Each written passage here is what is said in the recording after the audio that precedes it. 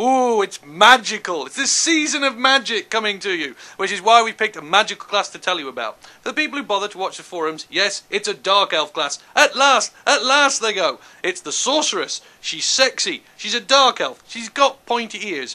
She wears dresses, high cut at the thigh. She's got a big stick. She wanders around elegantly, twiddling her fingers with very nasty nails on, casting awesome magic. This is death magic. From the background, the sorceresses are these marvellous school of magic that Malekith, leader of the Dark Elves, uses to marshal all the forces of energy and attack and danger and death magic and awesomeness. They have great big schools and they wander around and cause an awful lot of trouble. In fact, when we sent off for the artwork to be done, we told them all this and we wrote it all down, and our artist produced kick-ass material. It was absolutely beautiful. We should have some samples somewhere appearing around me if we got approval. They were so great, we just missed one detail. I hadn't bothered to say, actually, they're very, very girly. And so when they came back, we had some boy sorcerers.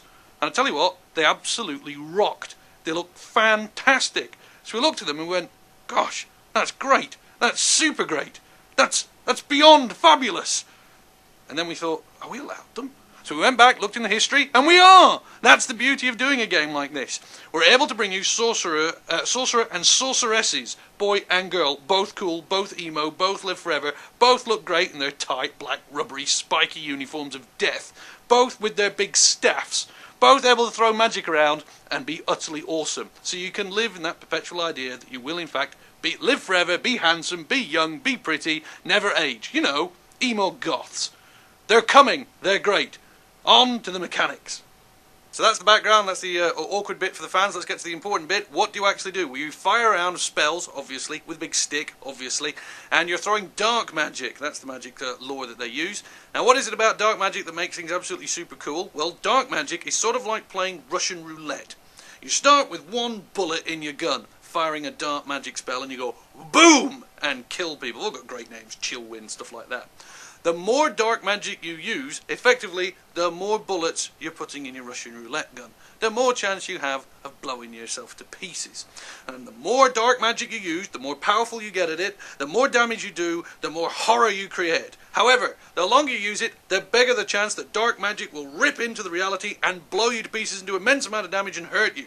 So you're sort of playing a guessing game. Do I keep blowing things up and run the risk of blowing myself up, or do I hold back? Do I wait? Do I allow it to drain away from me and siphon off before I go out for it again? When you're in those twitchy combat moments, you go for it just to kill the big giant, and instead your head explodes. It's chaos, baby. You're going to love it.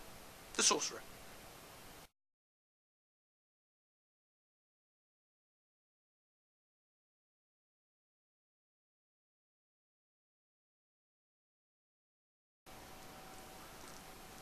Are we allowed any of those cheap gags? Like a sorcerer's staff's got a knob at the end of it. Anything like that? Or, no. Just, so be enthusiastic and sorcery. And somehow mention boys. Yeah.